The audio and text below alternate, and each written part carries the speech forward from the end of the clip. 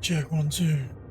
All right, I think we're all good. All right, guys. So, just wanted to get my screen on Aussie dollar, just making sure that you guys can hear me all good. I think it's sweet. Anyway, I'll hear back, and if it's not all good, I'll do it again. All right. So, let's start on the weekly. Weekly is obviously bearish until we break this range, this weekly range. We swing high, swing low. Obviously, we have pierced through here, collected liquidity, and now we've obviously moving to the upside and showing bullish intent, obviously on the lower time frame. So, reaction here, plenty of liquidity here, liquidity void, looking to get filled. Weekly is still showing a decent bullish order flow with the first weekly internal range about to get tested, which obviously we will see that this week. So let's go down to the daily. There's nothing else to see or even discuss or mention on the weekly. Let's keep going. So here we are on the daily. As we can see, that piercing on the weekly is obviously the open close of this daily candlestick, which obviously is pretty obvious in terms of that formation that we've obviously collected enough orders down here and fuel the liquidity to move into the upside. Now, where we are currently, we've had series of mitigations, all been mitigated. So there's nothing else to stop this from continue up, or there is enough fuel now to continue up. Also, on the flip side, there's no more demand to stop this from going down if it sees fit. As we come in to this, it's not a buy to sell, but it is a valid supply zone, even though this is the catalyst that is through here, though there was no follow through. Ideally, we want to see that follow through, and that's obviously a clear major low being broken, and this being the catalyst, with obviously some decisionals on the way as we come into the equilibrium of this swing load. Now, this subsequently, because this high did not break this low with conviction, it becomes weak. So this is likely to be run. We look to the left of this swing high to this swing low, because this one it didn't have a body closure, so we are still playing from this range. Now this one here has taken out multiple major swing low points, so it is strong for now, but because it has so much liquidity to be magnetized to and collected, this is likely to be met. I'd say in the next couple of months, maybe 3 months, whatever it is. I don't know when. I'm just guessing on that part. But we will react and adapt to what is ever going to happen in terms of future pricing. Will we get a nice, decent pullback to create more liquidity, manufacture more sell orders before continuing to the upside? Would it be a short sweep and then it, yet again another pullback to create more liquidity, or will we just do a pullback, a sweep, and then continue to the upside with no real needing to collect anything under here?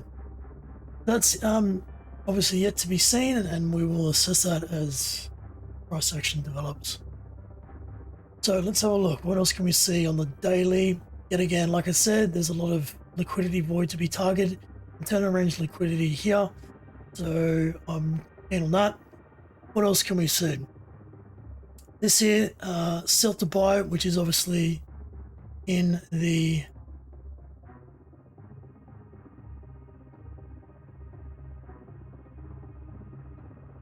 which is in above the equilibrium here, and obviously was enough decisional because we are in near the zone of the equilibrium, the region of the equilibrium here.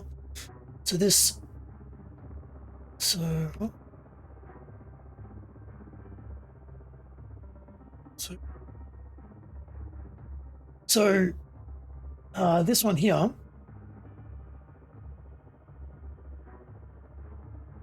one here, I'll be interested to see the reaction there.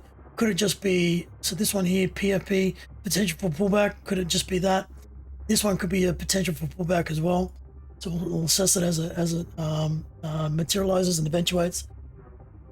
Obviously, we want to be looking at shorts up here, but if we break this high, this daily swing high with a weekly internal swing high point, then that's our confirmed bullish chock, and on a macro level, and so subsequently we should then see price magnetize to the upside and continue.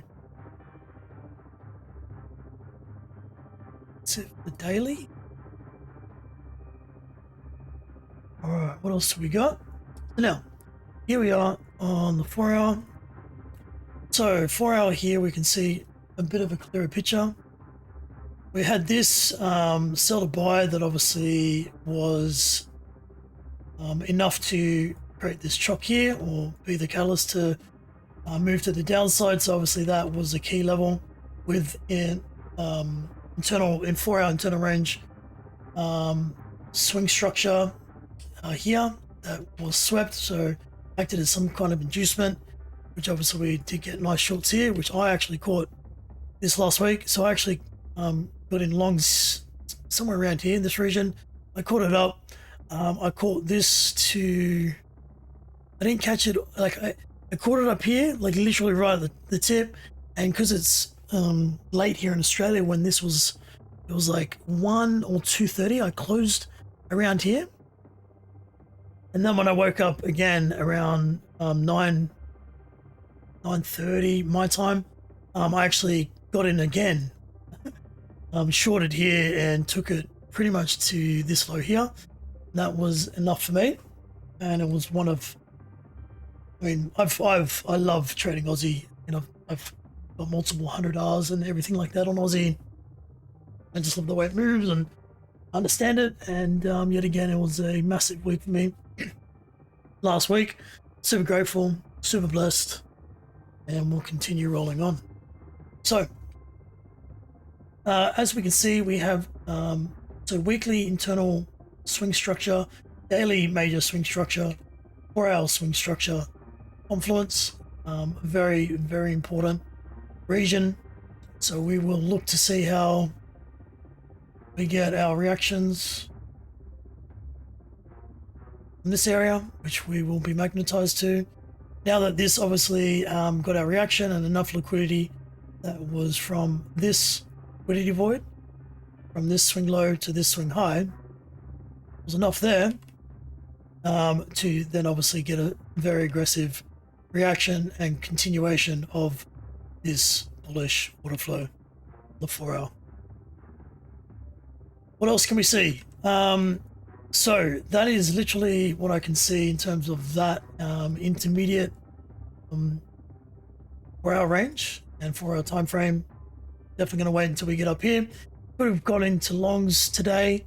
So let's have a look if we can see something that is definitely valid.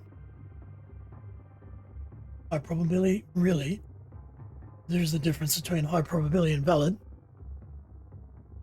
We're going to get into that right now.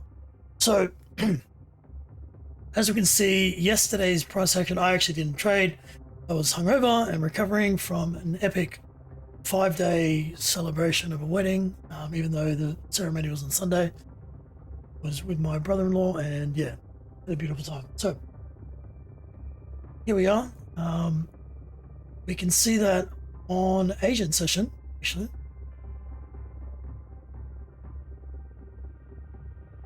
Yeah, so Asian session. So this is obviously the kill zone. This is where we will get the major Asian crossover in terms of Wellington, Sydney, Beijing, you know, Singapore, all that opening up, and all the volume coming in. So that's why I've got the blue boxes as it is, the way it is. So this was about 2:30 my time. Longs here, definitely valid. Even though we had all this, I wasn't worried in terms of price wanting to venture down here. So once we see price tapping into here, which is a 5-minute, I believe, yes, it's a 5-minute demand zone. Excuse me. Once we see that, we have our inducement. Then as you go down to the 1 minute, you could have definitely gone into a trade. If not the 1 minute, I mean the seconds, there would have been something down here. No, I mean, I don't always trade the seconds, but if I can't see it on the 1 minute and we've hit in a high time frame mitigation, which in this case is a 5 minute, and we're overall bullish order flow, so 4-hour 15, even though weekly daily technically is still in a bearish, supply is still you know, in control. Demand is obviously showing its hand and very much taking the reign. So in terms of what I was just saying, when we've tapped into 5 minute or 15, preferably a 15 so that holds more weight, but in this case, because we had enough, we had inducement, we're clearly very strong to the upside. Tap in here and you could have found something in the seconds, but if not, you could have waited until we have chocked the 1 minute. So obviously that's your chock, right? And obviously subsequently that's your flip. There's a reaction, peeling off and then breaking through. So that becomes the flip and the chock. So that what caused the flip and the chock, and it was obviously around here. So you wanted to ideally get into the extreme, but not always the case. So you want to try and find something down here, which we look on long time frame.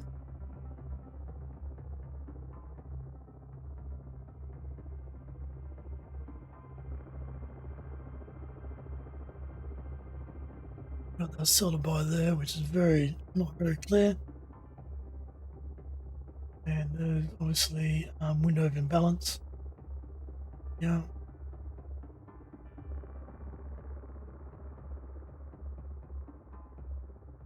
A window of imbalance. Can we see a demand zone? No, we can't.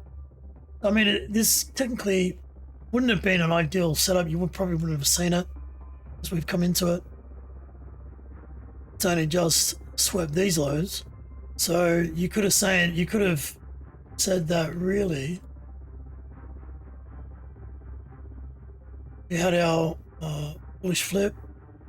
This is our reaction. This is our reaction point, and then breaking through, peeling back into it. Now this is the real cause. It's decisional. This decisional,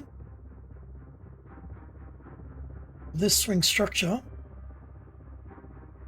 in the equilibrium, so it is decisional. I mean, obviously it would have taken a little bit, it's a little bit more riskier play, but it is valid.